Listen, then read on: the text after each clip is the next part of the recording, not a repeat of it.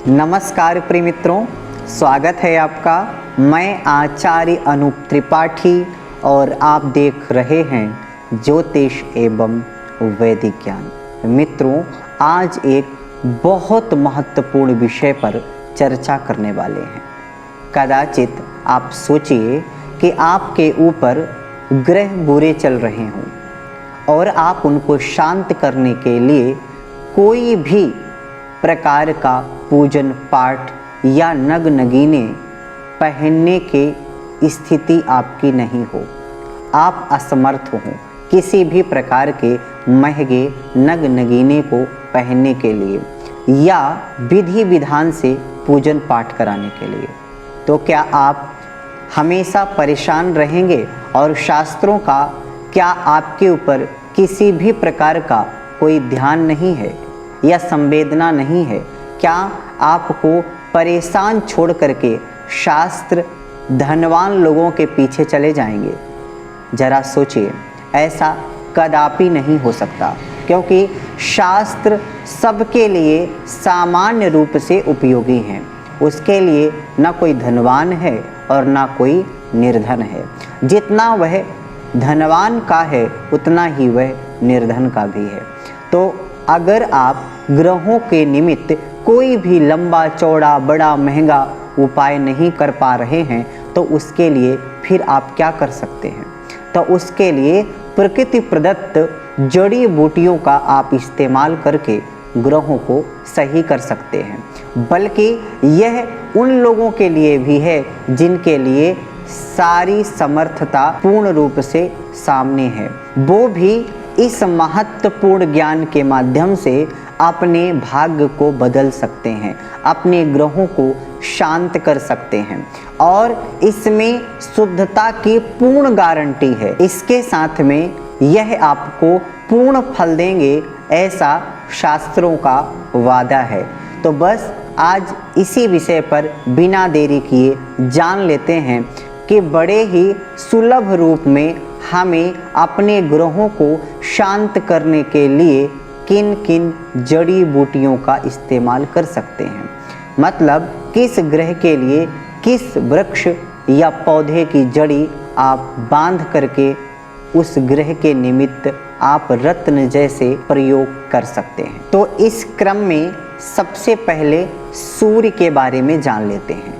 अगर आपका सूर्य कमजोर है, षड अष्ट या द्वादश भाव में है, या उनसे अधिष्ठित राशि या ग्रहों से वो किसी प्रकार से संबंध में है, या आप में पितृदोष है, ग्रहण दोष है, या गोचर के बस अशुभ फल आपको प्रदान कर रहा है, तो सूर्य के लिए क्या क्या आप कर सकते हैं? तो इसके लिए आप बेल की जड़ या मदार की जड़, रवि कृत्तिका योग या रवि पुष्य योग में रेशमी लाल कपड़े में पुरुष को दाएं हाथ और स्त्री को बाएं हाथ में ओम ह्राम ह्रीम ह्रौम सह सूर्याय नमः का जाप करते हुए बांध लेना चाहिए। इससे सूर्य सही हो जाता है। अब बात करें चंद्रमा की, तो चंद्रमा के लिए खिन्नी की जड़ या पलाश की जड़, सोमवार रोहिणी नक्षत्र या सोमवार पुष्य नक्षत्र, सफ़ेद वस्त्र में रेशमी वस्त्र में पुरुष को दाएं हाथ, स्त्री को बाएं हाथ में बाजू पर ओम श्राम श्रीम श्रौम साहा चंद्रमसे नमः मंत्र का जाप करते हुए बाजू में बांधना चाहिए। इसके बाद मंगल की बात करते हैं। अगर आपकी कुंडली में मंगल दुष्प्रभावी है, आपको बुरा फल दे रहा है या आपको किसी भी प्रकार से परेशान कर रहा है, तो उसके लिए नाग फनी की जड़, अनार अनंत मूल की जड़, खैर की जड़, मंगलवार धनिष्ठा नक्षत्र या मंगलवार मृगशिरा नक्षत्र योग में आपको लाल वस्त्र में पुरुष को दाएं हाथ और स्त्री को बाएं हाथ में ओम क्रांग क्रीं क्रौं सह भौमाय नमः का मंत्र का जप करते हुए बांधना चाहिए। बुध की बात करें, आपकी पत्रिका में बुध अगर दुष्प्रभावी है, बुरा फल दे रहा है, त्रिक भाव में मौजूद है या गोचर के बस आपको बुरा फल दे रहा है, तो विधारा की जड़, अपामार्ग की जड़ या तुलसी की जड़। बुधवार आद्रा नक्षत्र या बुधवार रेवती नक्षत्र के योग में हरे रेशमी कपड़े में पुरुष को दाएं और स्त्री को बाएं हाथ में बांधना चाहिए। ओम ब्राम ब्रीम ब्रौम साह बुधाय नमः का जप करते हुए। गुरु की बात करें तो अगर गुरु भी आपका बुरा है तो भटकटैया या घमीरा की जड़, केला की जड़, हल्दी की जड़ या नारंगी की जड़। गुरुवार पुनर्वसु नक्षत्र या गुरुवार पुष्य नक्षत्र के योग में पीले कपड़े में पुरुष को दाएं हाथ और स्त्री को बाएं बाजू पर ग्राम ग्रीम ग्रौम साह गुरुवे नमः का मंत्र का जप करते हुए आपको बांधना चाहिए। अब बात करते हैं शुक्र की, तो सरफों की जड़, गूलर की जड़ या सतावर की जड़। शुक्रवार पूर्वा फाल्गुनी नक्षत्र या शुक्रवार पुष्य नक्षत्र के योग में द्राम द्रीम द्रौम सह शुक्राय नमः मंत्र का जप करते हुए सफ़ेद रेशमी वस्त्र में पुरुष को दाएं और स्त्री को बाएं हाथ में बांधना चाहिए।